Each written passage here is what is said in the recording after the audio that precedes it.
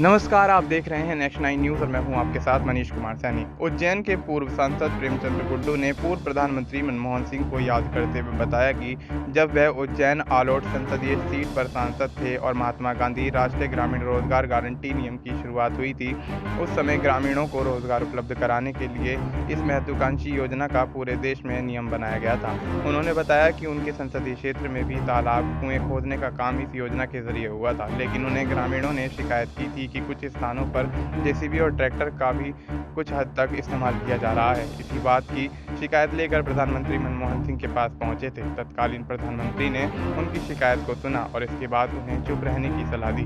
पूर्व सांसद प्रेमचंद गुड्डू ने बताया कि तत्कालीन प्रधानमंत्री मनमोहन सिंह ने उनसे पार्लियामेंट में अलग से काफ़ी देर तक बातचीत की। उन्होंने कहा कि जब तक समाज की अंतिम पंक्ति तक पैसा नहीं पहुंचेगा, तब तक देश की अर्थव्यवस्था में सुधरेगी। उन्होंने यह भी कहा था कि मनरेगा में कुछ हद तक यदि मशीन का उपयोग भी हो रहा है तो ठीक है, मगर मजदूरों को पूरा काम मिलना चाहिए, मजदूर तक राशि पहुंचाना चाहिए।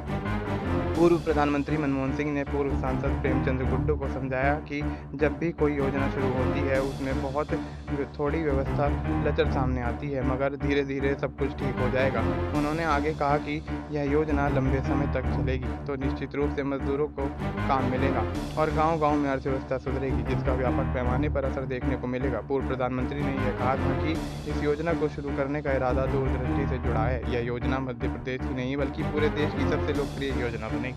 और ऐसे में मनमोहन सिंह को याद करते हुए प्रेमचंद गुड्डू उनको श्रद्धांजलि देते हुए भी नजर आए थे। और ऐसे में देखा जा रहा है मनमोहन सिंह के निधन के बाद से पूरे देश में शोक का माहौल बना हुआ है और देश भर में 7 दिन के राजकीय शोक का ऐलान कर दिया गया है और मनमोहन सिंह की क्षति को कोई भी भुला नहीं पा रहा है। और जिस तरह से अचानक मनमोहन सिंह की निधन की खबर सामने आई और उसके बाद से राजनीतिक गलियारों में ऊहापोह की स्थिति मचती हुई नजर आई। और ऐसे में जिस तरह से देखा जा रहा है कि मनमोहन सिंह को पक्ष ही नहीं विपक्ष के नेता भी पूरे दिलो जान से याद करते हुए नजर आ रहे हैं। और ऐसे में मनमोहन सिंह के व्यक्तित्व को लेकर तमाम यहाँ पर तारीफ उनकी की जा रही है और ऐसे में उनको भारत रत्न देने के लिए भी तमाम पार्टियों के नेता बोलते हुए नजर आ रहे हैं। वैसे में देखना यही होगा कि क्या आने वाले समय में मनमोहन सिंह को भारत रत्न मिलता है या फिर नहीं। फिलहाल आपको इस मुद्दे पर क्या कुछ लगता है, आप अपनी राय हमें कमेंट करके बता सकते हैं। बाकी देश और दुनिया से जुड़ी तमाम जानकारी के लिए आप देखते रहिए नेक्स्ट 9 न्यूज़।